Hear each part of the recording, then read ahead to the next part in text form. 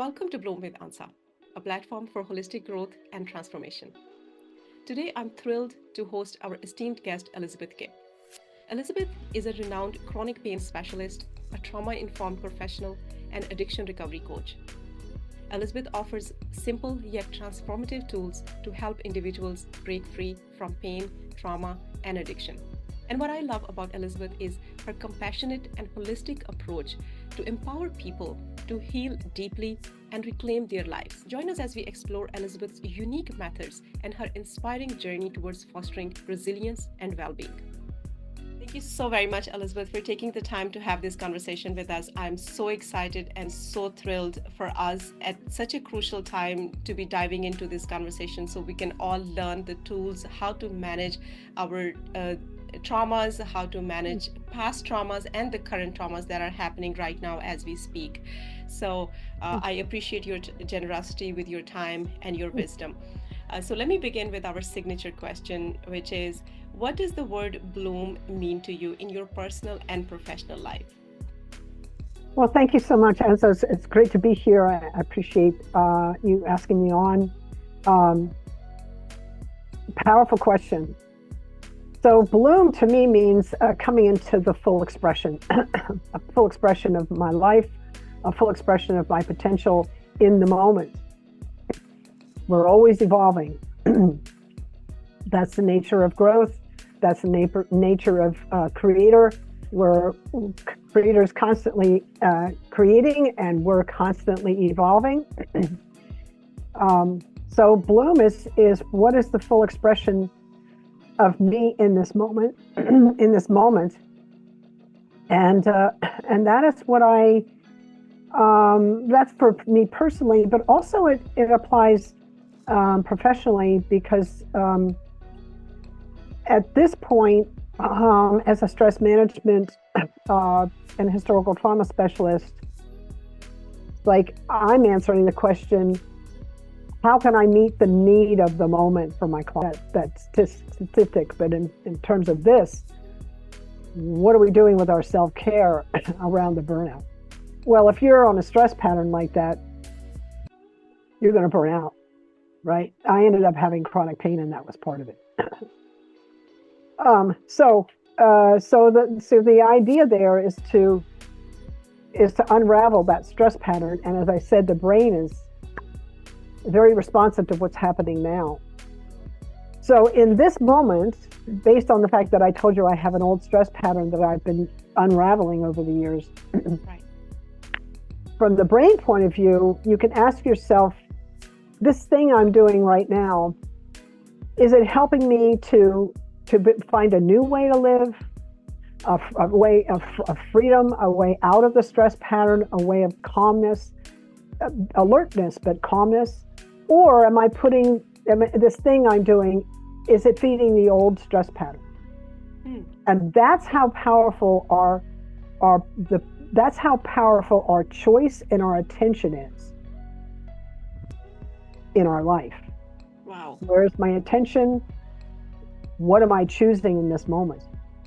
This is wonderful, coming to the solution, right? And how we can stay grounded in our present moment. But I would love to go back a little bit and explore, where did we learn those stress patterns in the first place? For example, right? When you were a kid or I was a kid, we went to school, and school trained us in a certain way. As when you said, okay, I have to achieve, I have to have answer right now, or I'm going to get in trouble, right? That pattern, if I remember correctly, it started in the school. Yeah. Because if teacher asks you a question, you better have the answer right now, or you're going to get out of the class, or stand up in front of the entire class and you're no good student, right? So you are always in this mode where you have to have the answer, you have to get it right, you have to be the best. And after one class, or after one period, as we call back home, is the next class or the next period, and you have to be ready for that. It's math, it's science, it's all those other, but you have to have the answers. You cannot get it not right. Do you think that's where we learn the stress patterns? And also, of course, our home environments in most homes, we are not conscious parents. We are not taking care of the environment and making it healthy for our children, which leads into children becoming very stressed out and learning a behavior and pattern that for the rest of their life follows them. What are your thoughts on that? Yes, and yes, and There is an and too. right. I Yeah, thought I there's an covered it and, all well. right. Because where did our parents learn it? Yeah. So we could spend 2 hours on this. So I'm just trying to kind of hone in and just drop in a kind of a little, the kernel of it. Please. These patterns came from somewhere. And really they're based on our survival, right? Just from a kind of a evolutionary biology point of view, we can kind of look at the neuroscience and see how we react. We react in predictable ways. There's only so many things that we do. We fight, we flight, we run, we shut down, we fawn. There's some accommodation. There's certain ways that we react, and they're known. So where do they come from? They talk about the part of the brain in the back of the brain, the amygdala, where the fight flight this takes place. They call that the lizard brain, right? The reptilian brain, right? So that's the very old part of the brain. We can't. I'm being very careful in what I'm saying here. We're always evolving the system. We're always evolving, right? We're changing in every moment. There's no such thing as a stagnant. It's not the way life is. We're always changing. And as I said, we have the momentum of the past that's here with us. Now the question is, what are we going to do with it? Right. So we're not just getting the momentum of the past of our childhood. We're getting the momentum of the past of everything that came before us, right? If you look, and I did, I don't know, was it like about 1 billion years ago? Maybe it was more. Our heartbeat is connected into the pulse of a sea anemone. Into the pulse of, I'm sorry, what? A sea anemone. It's a marine animal. Oh. Yeah. So our that beat, right? That beat. Where did that come from? I actually went back and looked as far as like, where did it come from? So that right there is a frequency. That's an energetic rhythm in our life. Okay. So it came from somewhere. So what you're talking about, yes, I needed to know the answer. If I didn't have the answer, I get bullied by the teacher, by my fellow students, maybe by my parents. But there was a negative repercussion, and we made a meaning of that if I don't have the answer, it's not safe for me. And now that part of the brain, that reptilian brain, is like, how am I gonna? Well, I've actually been in a classroom as a child when I got what happens to me when I get pushed like that in a classroom situation as a child, I would freeze. And I didn't know, I knew I was freezing, and I knew that the teacher wanted an answer, but I had no tools I had no consciousness or understanding that I'm in a freeze state and I need to breathe in order to get out of it. Like, I just never knew any of that. So imagine we are not taught as children. Yeah. And imagine the trauma, the unresolved trauma. Yes. that gets kind of inserted. Trauma is any big T, little t trauma, doesn't matter. Any trauma is anything that happens where we feel disconnected from ourselves, from our true self. And when I'm in a freeze state, I'm not even here. I'm like, I don't even know, I'm not connected to me anymore. That's kind of a long-winded answer. So yes, and Yes, and. That is wonderful. And you said that when the trauma happens, whether it's big T trauma or small T trauma, we disconnect from our bodies, right? And what does happen in that moment when we are the real we disconnect from our physical bodies? Well, let me just back up there. So trauma is what happens to you, what happens inside of you because of what happened to you. Okay. And because you're alone with the hurt. That's the disconnection. That's the disconnection. In the chronic pain experience, and I had chronic pain for 40 years and finally healed from it. In the chronic pain experience, I can't share that experience with somebody else. It's very isolating because, other people kind of, they know what pain is.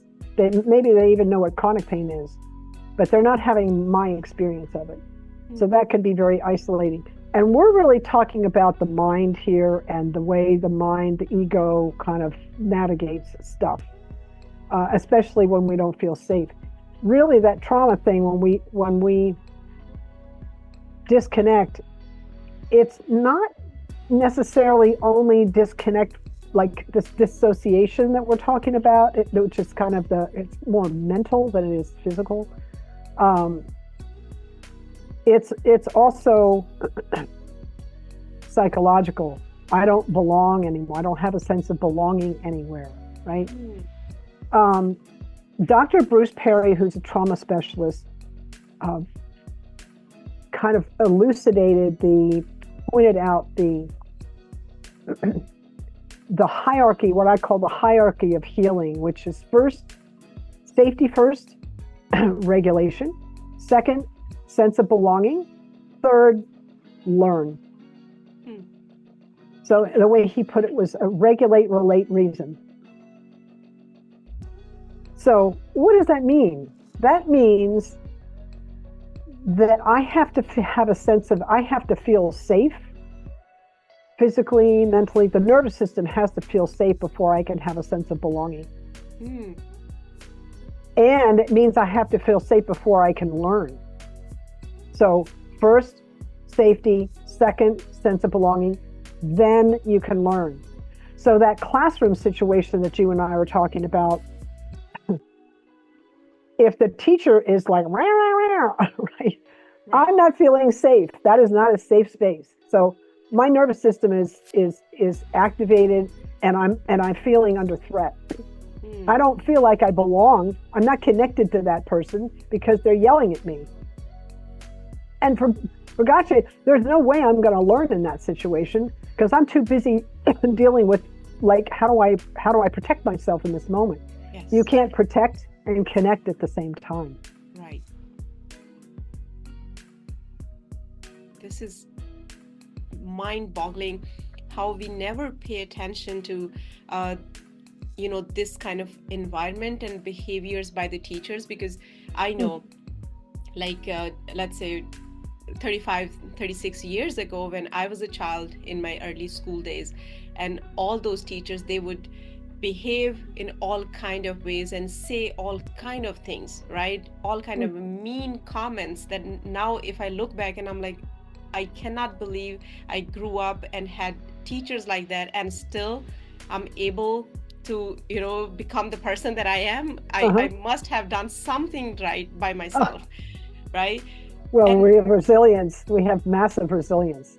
Right, we do. Absolutely. And this is mind-boggling how our school systems, and this is unexplainable even to me, but just understanding that how we should have safe environments for our children at school and at home and everywhere else, basically, in order for them to grow as individuals who don't have trauma, who are open, who are connected with their environment, with other people in their environment, whether they are parents, school, class fellows, teachers, or other friends, in order to be productive, to learn, and become useful individuals as grown-ups, adults. Yes, for sure. And it's not just about students and teachers. It's about our relationships with one another. It's about the relationship between me and my inner critic. And that's a whole nother topic. Wow. Right? Wow. How did that inner critic get formed in the first place? All Yes. that kind of stuff. But it's about our relationships. And it's Right. about, are we connecting or are we protecting? True. Are we in defensive mode, or are we in open? Are we open to one another? Right. So tell me, Elizabeth, how do we develop this inner critic who has such a strong negative voice all the time within us? Right. How does that happen? Where Yeah. is it born? Yeah, I love that question. I asked the same question. So I'll just back up. I was in a pain management program with a man named Dr. Peter Prescott, who has since passed away, but he left us a beautiful book,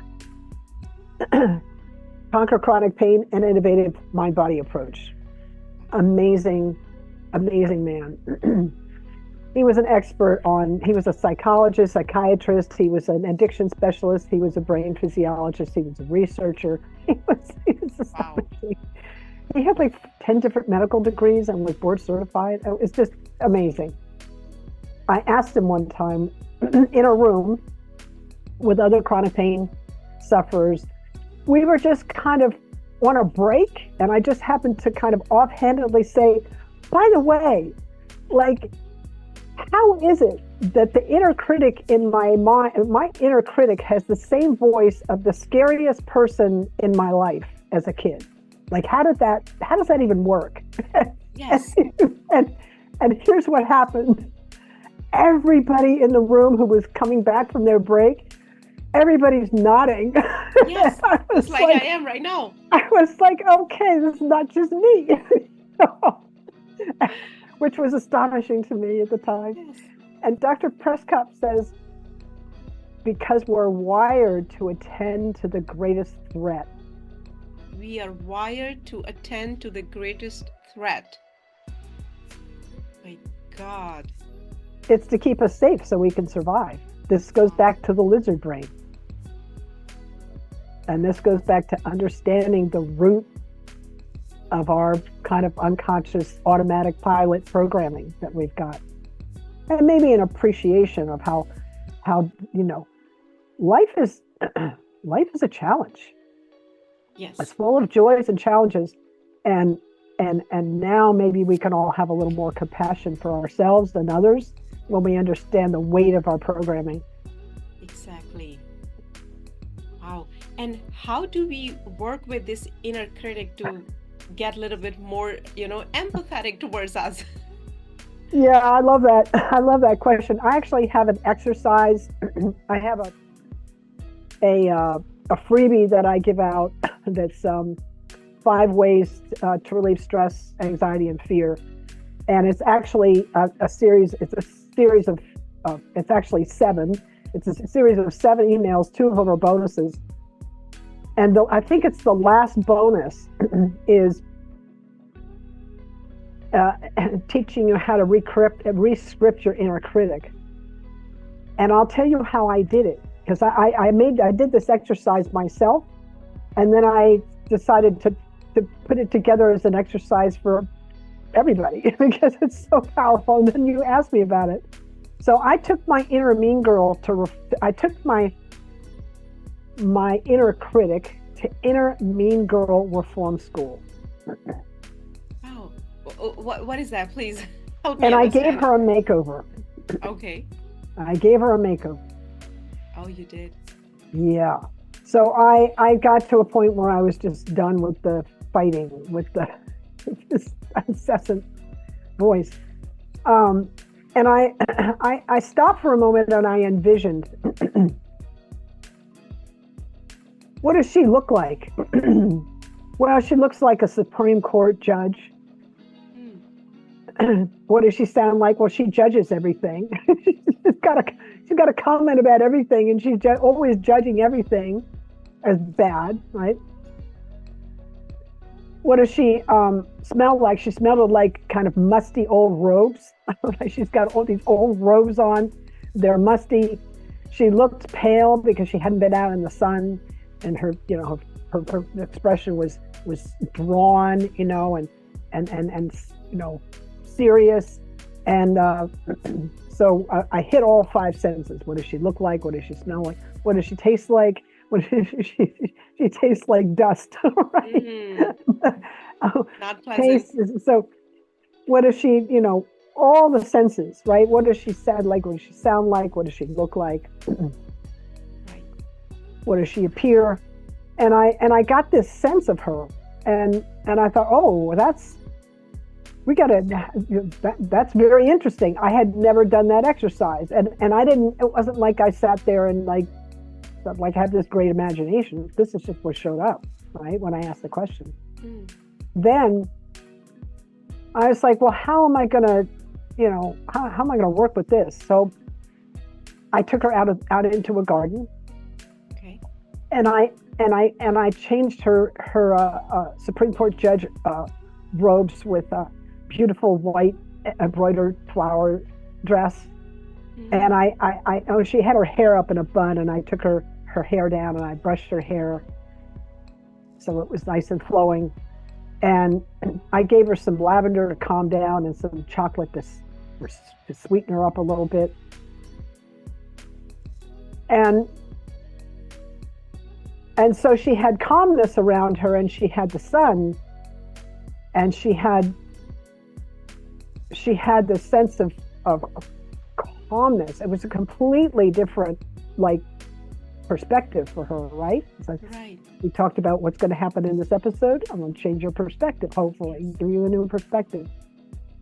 And then I thought to myself, so we took care of all those senses, except I was like, well, what is she going to sound like? And I thought, well,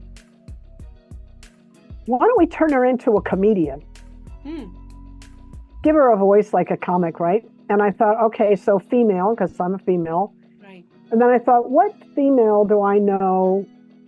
comic do I know that had a comment about absolutely everything? And I'm gonna date myself when I bring this woman in, but she totally had a comment about everything. Her name was Joan Rivers. Okay, Joan Rivers. Anybody who hasn't ever seen a Joan Rivers act, hit YouTube and you'll anyway.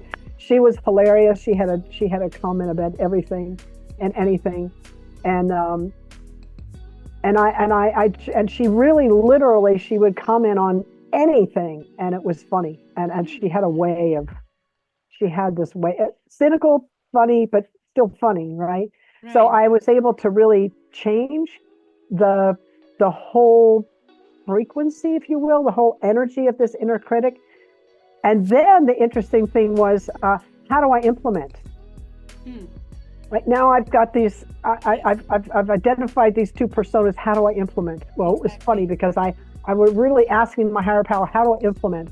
Well, in my life, when I ask my higher power for a guidance or help, I get it, and it's not always the way I want it, but I get it. And what happened was that very night, when I was like, I need to change that inner critic voice in my head. How do I do it? I got up and I slammed my foot into this box that was in my room, and I just, lit up like a Christmas tree with pain. And that inner critic, came in, and what's the matter with you, kind of thing. And I was like, oh, I see you. I see you. You're doing that thing again. Okay. We're going to change that voice. All right. So I had a chance to, I saw the inner, it wasn't just come in and I was affected by it. I saw it. So that was awareness is the first. And then the next thing, I went to bed. The next morning, darn if I didn't get up and hit my foot in the same place on the same box. Was it accidental? And no, yes, it's accidental. Yeah, it was accidental, but I still think my higher power having fun with me. Right. Okay. And I had another opportunity to play with to shift my inner critic, and that was the work. Was like, okay, Then I started laughing. So I'm just saying, like, you can do this exercise, and if you actually really want to implement, you just bring your higher power in. You'll get an assignment, and you'll do it. Right. It'll happen for you. Wow. And as you were explaining, I was literally working with you and going through all of those phases, right? That I know I have inner critic, and I try to, not listen to it as much, but still the voice is so powerful that it overpowers, my intentions, and it just Mhm. comes into and speaks. So as you were doing it, I'm thinking, okay, what would my inner critic look like? And she looks like different, but she's there. She might not be as heavy, or not might not smell dusty. It smells something different, but it's so beautiful, the exercise that you mentioned, and I'm sure I would be doing it, and I hope our listeners do that, and get positive results from it. So we were talking about having that inner critic, where we develop this inner critic and work to bring it to your side, and bring into a pleasant personality, or someone who is on your side, and they help you grow and achieve what you want to achieve in your life, right? What about the does that inner critic also release the generational trauma or historical trauma that we have? I I think I'm going to rephrase that question just a little bit. Please. So, remember what I said that Dr. Prescott taught us, which was the inner critic. We're wired to attend to the biggest threat in our environment. Right. That is a root in the past. Mm. That's coming in. That's generational. That's and it's affecting. Remember, it's turning into the bat brain, the lizard brain, the reptilian brain. So it's definitely got a frequency from the past. Mm. So isn't that interesting?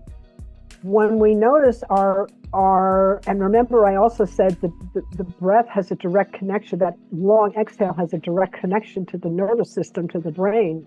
Right. So when the inner critic rises up, it's because the back brain is activated, because we're attending to a threat, right? A perceived threat. Whether it's perceived or real, it doesn't matter. It's the brain's perceiving it, right? Right. So that we bring in the long exhale. Okay. That's where you really begin to do the shift. Now you've got a sense of you're coming back to yourself. You can actually learn, and you can work with that. And the way that you can break the pattern of the past is by, what am I doing now? Remember, we talked about the brain being responsive to the now. Right. And yes, we have the momentum of the past, but our choices in this moment determine the direction that we're going. Right. So yes, we can, by our actions in the present moment, by how we're attending to what's happening here, we can release the weight of the past, for sure. And by that you mean how we are breathing in this moment, especially exhaling. Yep. Because I noticed, since I'm a student of growth, and physical, mental, and spiritual growth, I realize when I notice my own patterns of breathing, I have been exhaling shorter, and my inhales are longer. And whenever I realize that, I try to change it, like reverse it. But how can I make it automatic that my exhales are longer than my inhales? Well, actually, what I would encourage everybody is to try and keep the exhale even or longer. And how do you do that? I'll tell you how I do it. I have a breath practice every morning. I sit and I do some kind of breath practice. Like I said, I'm a yoga teacher, a yoga practitioner. I've taken, hundreds of hours of breath work. Just to be a teacher, right. So I have a practice, and I would suggest that anybody listening could start with just 3 minutes and work your way up to 11 minutes of long, deep breathing, making sure that you're sitting up straight so you have full access to the lungs, and making sure that when you inhale, you're letting the belly expand. And when you exhale, you kind of use those abdominal muscles to push the last of the air out. Exhale fully before you inhale again, keeping that inhale as long or longer than the exhale. So the exhale is long or longer than the inhale. When you do that as a practice every morning, now you're not only retraining the brain in the present moment, you're starting to make a new network in the brain of, oh, we're doing life like this. And that's why I do my practice every morning. I had this old stress pattern. Mm-hmm. And I sit down and I do personally 11 minutes of some sort of breath pattern that tells my nervous system, this is how we're doing life today. We're doing life like this. Now, why is that valuable? Not only is it sending all kinds of yummy signals to the body in the moment. Right. What happens to me, which I think this is the coolest thing, is like a practice is great, but what happens when you get off the mat is what I'm interested in. Yeah, I love the practice. I see that I'm feeling good and it's good for me and all that stuff. What happens when I get off the mat? That's where I want to know. Yes. It's like, I want this to be super practical. Well, this is what happens. I'm not exactly sure what stimulates that old stress pattern in me, but during the day, something will happen. The why isn't really important anymore. And I'll feel that, rush of cortisol and stress in the system. And I have awareness now that I notice it as soon as it comes in. Mm. And because I have my practice, I know, breathe. So I don't have to be captive by that old stress pattern anymore. I now have a tool. And it's that practice on the mat every day that gives me access to that tool when I need it in the moment, when I'm out in the world. Wow, that is powerful. And where can our audience check that out on your website or resources? Do you have those resources out there available for our listeners? Oh my goodness, so yes, you can go to my website at elizabeth-kipp.com. Look at Elizabeth's blog. There's up on the panel, up in the upper part, you'll see the upper banner, you'll see blog, and just look Elizabeth's blog and then just put in breath in the search bar. There'll be like a gazillion different. There's all kinds of instruction on the breath. Yeah, all kinds of instruction on the breath. That is wonderful. This is extremely valuable conversation that we are having here, Elizabeth, and I'm so grateful for you to take the time and share all this and dive really deep into understanding what is behind this, right? Why we feel stressed out, what are the patterns and why they are getting them, and why we are getting them, and where they came from, like at what stage of our life we incorporated those patterns. We learned them unconsciously, of course, but they became part of our physiology, and we started living our lives half-heartedly, not half-heartedly, but where we are not taking full advantage of our potential and right, the resources and the life. That's such a huge gift that's been given to us. We are living it in a very miserable state, I would say, because if you are scared all the time, you're anxious, you're not able to live your life fully, and you're missing on so much. So I appreciate that all the work that you have put into it, and I congratulate you on your personal journey, that you have accomplished so much for yourself, and now you're generously sharing it with everyone else. What would your advice be for our listeners at this point in this conversation, for them to do if they are going through anxiety, if they have this inner critic, always bothering them? What would you tell them? Well, I'm going to put a little refinement on the breath practice that I gave you. specifically for anxiety and this kind of very heightened tension pattern. So we've already discussed exhale needs to be as long or longer than the inhale, the connection between a long exhale and the brain and the calming. Now, let's take it one more step. When you inhale just on the left side through the left nostril, you stimulate the calming center in the brain. Okay. This is so cool. The yogis figured this out like thousands of years ago, and we're just discovering it now. Right. We're just rediscovering it now. Yes. So anxiety. So yes, a long deep breath is very helpful. That long exhale is very helpful.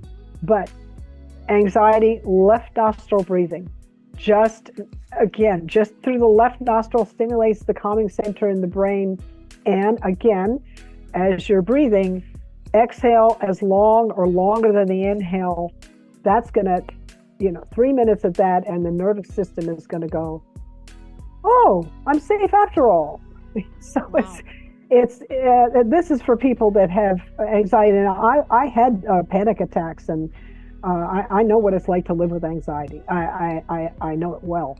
Yes. So you're talking to somebody who, it's not like I just sat in front of the yogis and learned their tricks. I've walked the path, and I hear a new practice, and then I put it from someone else. I'm going to run the experiment. Yes. That's in my nature. Like, okay, I see that. Let's see if it actually works. Right. So left nostril breathing, 3 minutes. Exhale is longer than the inhale. Use that for anxiety. Yeah. Also, by the way, it's great for cravings. It's great for cravings. Yep. Mm-hmm. It's also very helpful because it sends a calming signal to the brain. So our cravings are like, I want this thing, Yes. like I don't care whether it's I want shopping or sugar or alcohol, whatever the thing is. True. Cravings, it's very good for cravings. Wow. Yeah. So this is practice for adults. I would also love for you to tell us, for our kids who Practice are going for kids. The same for kids. Absolutely. This is a human thing. This is not an age thing. This is for humans. Yeah. Wow. So that's fantastic. Something else that I'm intrigued, and because I'm big on helping children to grow in an environment and in a way that they become healthy individuals. So what would you say for teachers, for parents who are raising children right now, how they can incorporate these practices for their children and make it a habit and a lifelong habit for their children, so they have this tool and technique with themselves? Because at any time, whether you are in the bathroom, whether you are in the train, you are in the plane, anywhere in your life, this is such a handy practice. You don't need an external tools. You don't really have to be sitting on a mat or in a certain corner somewhere, with some tools that you need. You just be yourself and remember to do this exercise. What would you say to those parents and teachers, how they can help their children learn, first of all, understand that this is a tool that really can help them in those anxious moments, and how to help them incorporate this in their life in the long run? I love the question. So remember, we have mirror neurons in the brain. We're great mimics. And one of the reasons we're great mimics is it's hardwired into the system. So how do we leverage that to teach our children? Because they're already mimicking us. We are the model for them. We are the example for them. So the way we teach them is by being the example. Beautiful. We don't have to stress them by the words. We don't have to, keep telling them, do this, do this, do this. No. You just model Invite it for them your in child. with us. Invite them to be with us. Have them watch us. Have them witness, the effect on us. Yes. They're smart, and they'll mimic us. So it's just I can't understate that. So I can't overstate that. Absolutely. No, this is powerful. So, with that, thank you so much, Elizabeth, again, for your time, for your generosity, for your wisdom, for being who you are, really a light in this world, helping so many of us live our life better and in a more fulfilling way. I appreciate you once again. And, audience, thank you so much for staying with us for this episode. I hope you have learned a lot from this.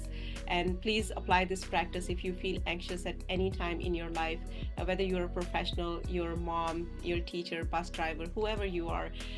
Apply this practice and live a holistic life that is more fulfilling, and spread some more light and joy in this world, just because you are becoming better and you're growing and evolving. And at the end, I would love to share my motto, which is chase your dreams and live with passion. Thank you very much. See you next time. I have made it my mission in 2025 to empower more and more individuals to become their best versions. So help me spread this message of hope, resilience, and well-being with anyone who can benefit from this. And if you haven't already subscribed to my channel, please do subscribe it and give us a thumbs up if you like this episode. And don't forget to press bell icon so you can receive all our future videos notifications. See you on the other side.